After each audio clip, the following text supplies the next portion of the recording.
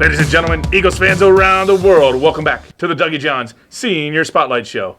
This week, it was a battle for the lead story between volleyball and cross country, as both did great, but we're going to go with royalty and milestones to take the lead on the stories. The volleyball team had a big week.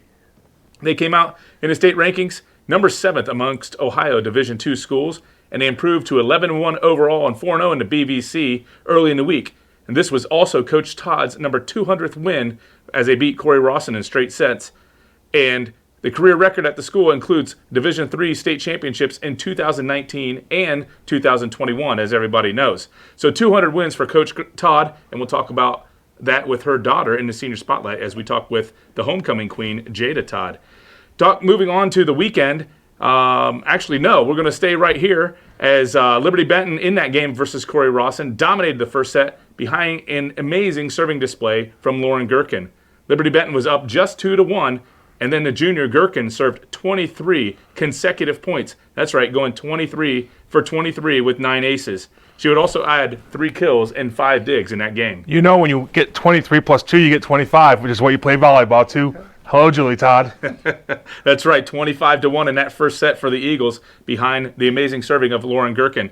On Saturday, we talked about it last week that they traveled to Perrysburg, but they did not play Perrysburg. No, they did not. They went 2-1, defeating Avon and Newark Catholic, who was ranked 7th in Division IV. But unfortunately, they lost to Lake, who was ranked 11th in Division II. Karis Willow had 55 kills in the 8 matches played last week in On her way to 5,000 for the year. That's right. She's looking to break the record of all schools, but obviously focused on Izzy Granger here at Liberty Benton. We'll learn more from, as I said before, the senior and homecoming queen Jada Todd on a matchup with Lake and a potential rematch with them later as we talk with her in the Senior Spotlight. Also this week, they dominated Arcadia, another straight set winner. That continues the streak this year, John, for BBC straight set winners.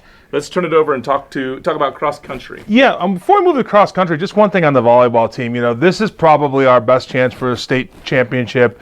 Though not to sell any other program short, but the girls really do have a dominant team coming off the championship last year, and it's great to see them uber competitive with some of these really good schools.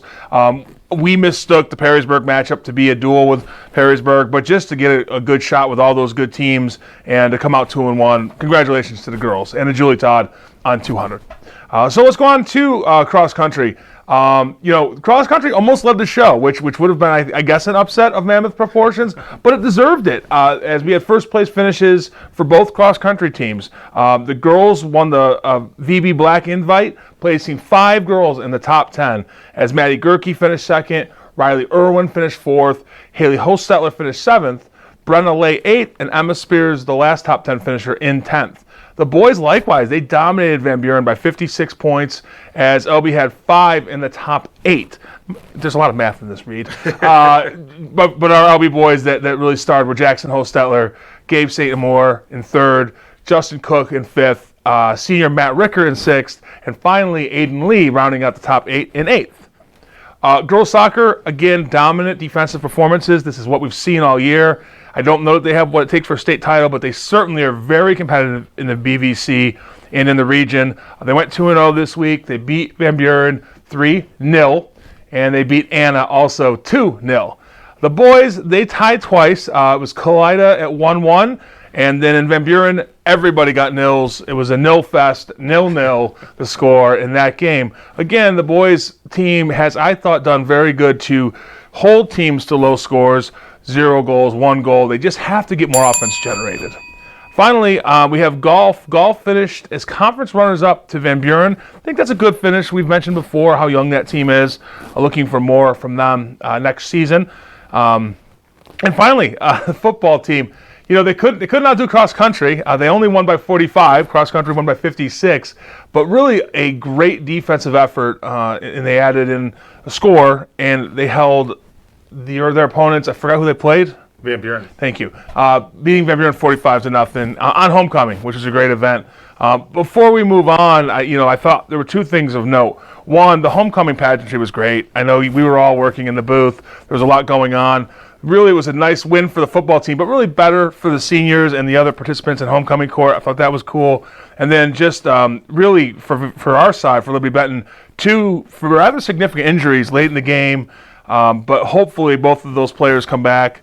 And one of the things I love about sports is you learn life lessons, you learn how to bounce back, and hopefully that happens for our boys. So good week for Liberty Benton football. Yeah, you talk about some of those life lessons. I saw a couple pictures on social media, a couple parents commenting on it as well. Some senior leadership there, sitting down and praying with some of the students that got injured and really trying to console them as certainly tough injuries, as you indicated, John. Let's talk about the weekly poll sponsored by Gillig's Winery.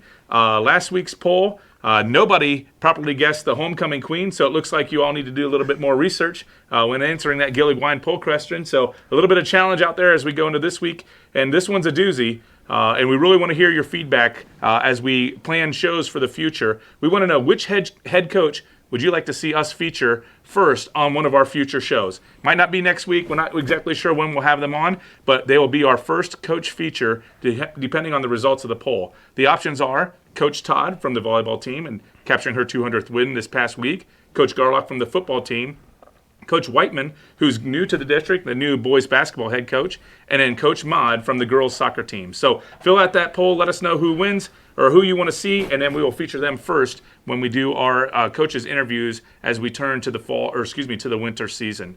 And then finally, as we go to the next segment, the Senior Spotlight, Dougie John Senior Spotlight is our sponsor. Jada Todd is one of our guests, one of the three. She's obviously from the volleyball team. Riley Irwin from cross country, and Kayla Neese from cheer.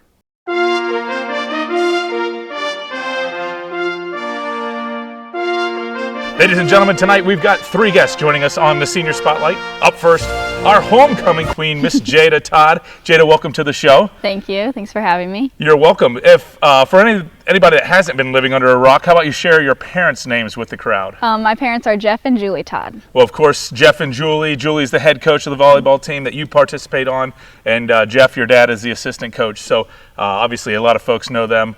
Very popular amongst the crowd here at Liberty Benton.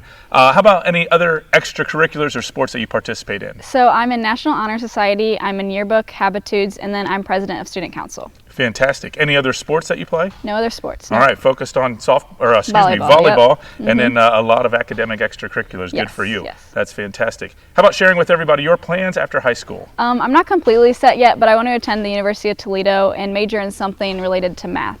Okay. All right. Fantastic.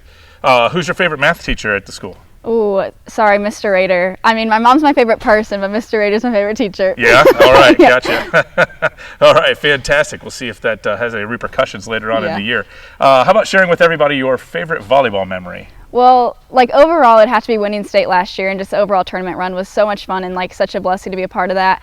But I say that this year, we're all so close and best friends, and then our bus rides are just so much fun. So yeah, fantastic. Mm-hmm. Well, Karis talked earlier when we talked to her about how close knit this group is, and I think that's probably a secret to the success this year. Would you agree? Oh yes, totally. Yeah, all right. Well, fantastic. I'm also supposed to ask you any pregame rituals that you'd like to share. Oh, so me and Lauren Gherkin always make our game day TikTok before every game, so that's always fun. And then I also lead a team prayer before each game, so that's special to get to do that. Yeah, fantastic. Good for you. Those are great rituals. Of course, we talked about the opening of the show, of the Senior Spotlight show. Your coach, Julie Todd, also mom, got her 200th win last week in that victory over Corey Rawson. I just want to know how exciting it was to be a part of that victory and that memory with her. Yeah, that was super exciting. That was fun to get to be a part of that and be on the team when we won. I mean, it's special. Sometimes it's hard having your parent as a coach, but moments like that, you notice how much of a blessing it is. And I get to spend an extra 2 hours with her every day after school when most people don't. Stuff like that just makes it feel special. So yeah, kind of that lifetime bond and those memories you guys will be able to talk about forever. Mm-hmm. Fantastic. All right, well, hey, here's a little one that might catch you off guard. Again, everybody knows who your parents are. Jeff Todd, your dad, the assistant coach. And to me, when I see Jeff, I mean, this isn't a negative. I just think that he's got two different personalities. When I see him in public, he seems very calm. He's quiet. He's mellow. But on the court, to me, he is the exact opposite. Do you agree that he's super intense and he's got this wild man persona when he's coaching, or is that am I just misinterpreting? Oh no, he is. He's very energetic, very passionate. He's not in a negative way at all. I've honestly never seen him yell at me at home or at volleyball, but yeah, no, he's crazy at volleyball games for sure. Yeah, definitely super energetic. Does he carry that? Is that his personality just doesn't show up very often in public, or does the volleyball court just bring it out in him? Well, the volleyball court definitely brings it out more, but he's not shy. He has a crazy personality all the time too. All right, well, I have to work on getting to know him a little bit better, because I do love that personality in him. So, last question I do have, obviously this past weekend, Perrysburg, some marquee matchups that you guys participated in, went 2-1, lost a tough one to Lake, and they're also a Division II team just like us. So I'm just curious, some things that you all, as a team, felt like you learned from that game that you can carry forward if we run into them during the tournament. Yeah, so Lake was our last game of the day. We played 3 games on Saturday, and we kind of just like ran out of gas. So we're practicing a lot of like conditioning and like a lot of serve receive at practice and working hard just to like build up our endurance for when tournament games come and we play these tough opponents. Yeah, well, that's a great point. And I saw that posted on Twitter too, that you guys kind of ran out of steam, played a 3-setter, 2 3-setters I think, heading into that, and had some barn burners against again some great competition. So certainly Lake no slouch, but glad to hear that you guys will be ready for them come tournament time. Well, best wishes on your senior season. You. Congratulations on a great career. Enjoy playing with your parents again, playing for your parents again on the volleyball team. How about a big hand for Jada Todd?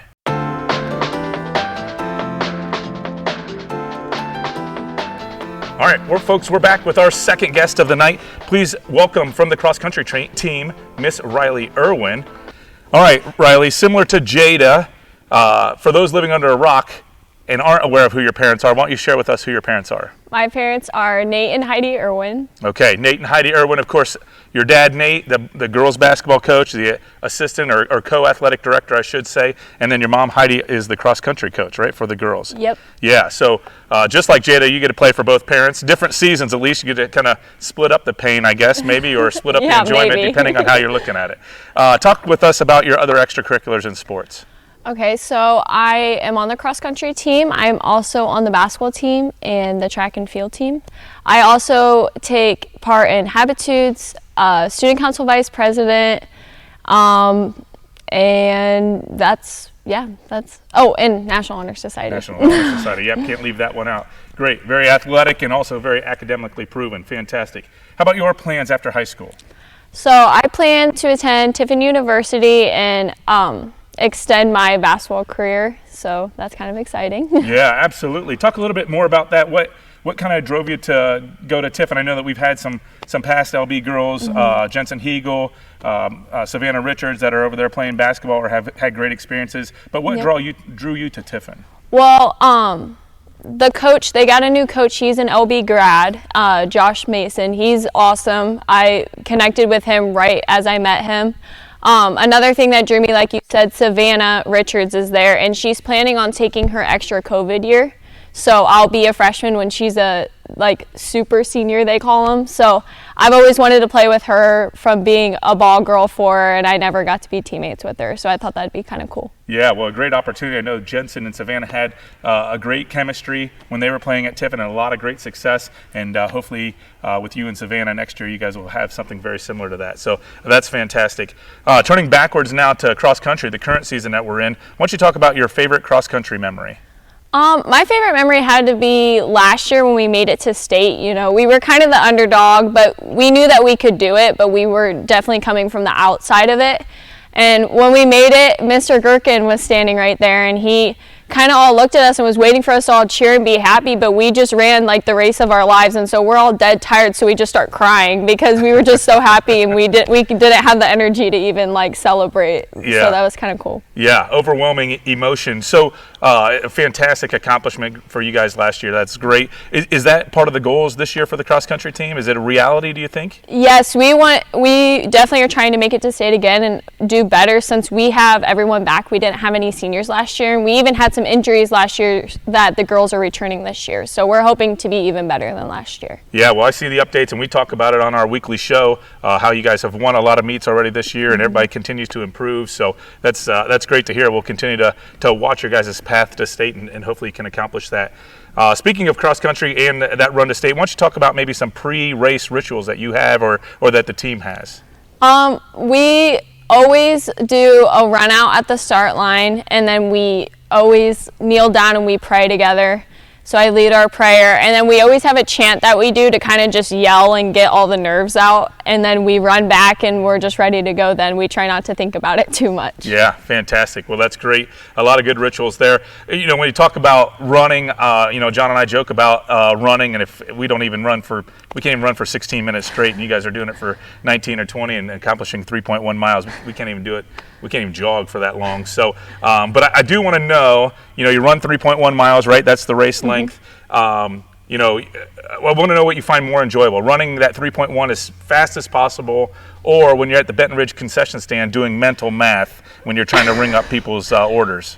I would have to say the concession stand. I mean, we have a good time in there, but that's all jokes. I do enjoy both, but I would have to say running. Yeah, good. Well, I'm glad you threw it in there that you enjoy being in the concession stand. We can tell that you do. You do a great job for us there. It's always great to have somebody reliable like yourself to lean on when we're running those baseball tournaments and have just a ton of folks there. So best wishes to you. Congrats so far on a great senior season. Best wishes going forward. Hopefully the team can make it to state and accomplish those goals. Ladies and gentlemen, how about a big hand for Riley Irwin?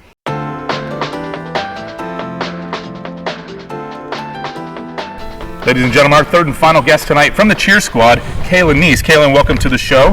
How about sharing with us your parents' names? My parents' names are Chris and Craig Neese. Chris and Craig, fantastic. How about your other extracurriculars in sports? So I have a lot of extracurriculars. I'm the vice president of student council. I'm the president of Z Club. I volunteer at the public library.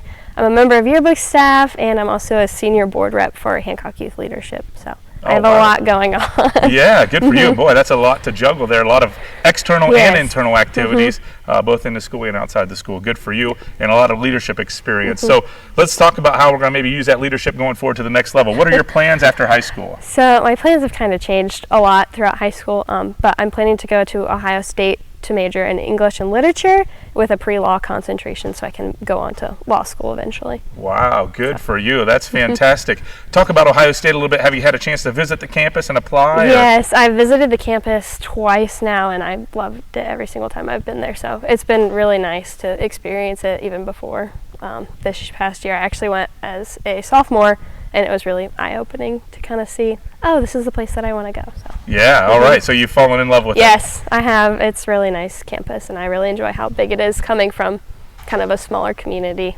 It's definitely different. Yeah, that'll definitely be a big transition, but I'm glad to see that you're excited about that. Have you had a chance to apply to Ohio State? Yes, That's early in the year. I started my application. I haven't submitted it yet, but it's in the process of being done. So. Yeah, a lot of work there, and certainly a tough university to get into. But based on your extracurriculars, I'm sure you'll do great and make it without a problem.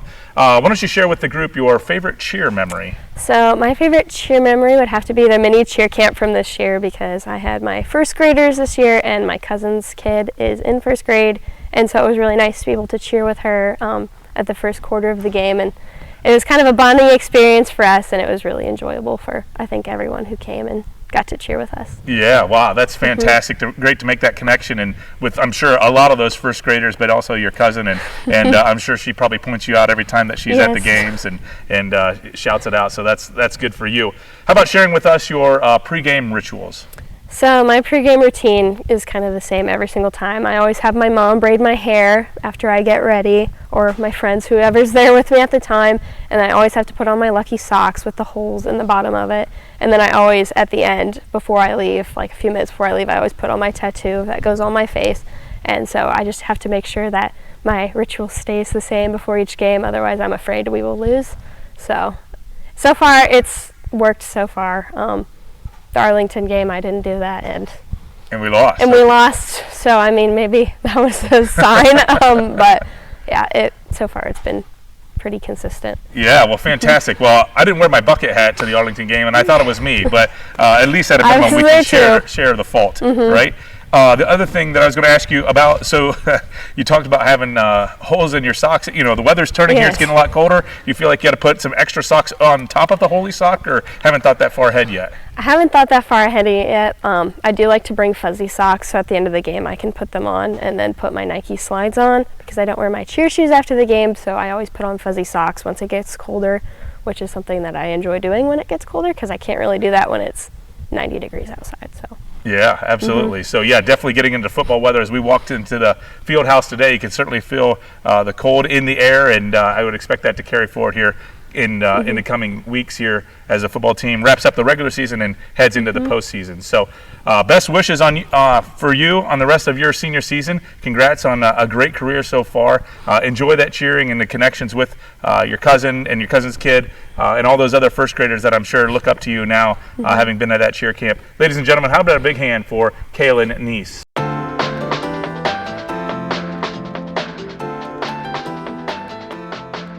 And welcome back to the Dougie John Senior Spotlight Show. We want to thank Jada, Riley, and Kaylin for their time in the Senior Spotlight. We really do appreciate the seniors who give their times, and I really think word's getting around because they're getting better. The seniors are getting better with their answers, and I really enjoyed catching up with those three. So thanks again, ladies. Let's move on to trivia. We have a sponsor for our trivia contest. This season, it's sponsored by Immeasurably More Custom Designs by Ann Rader. Ann is a great member of the Liberty Benton community. Please go visit her. You can find her company on Facebook at Immeasurably More CD, which stands for Custom Designs. She is very creative and can really do anything to make your meet your embroidery needs and whatever else you might need.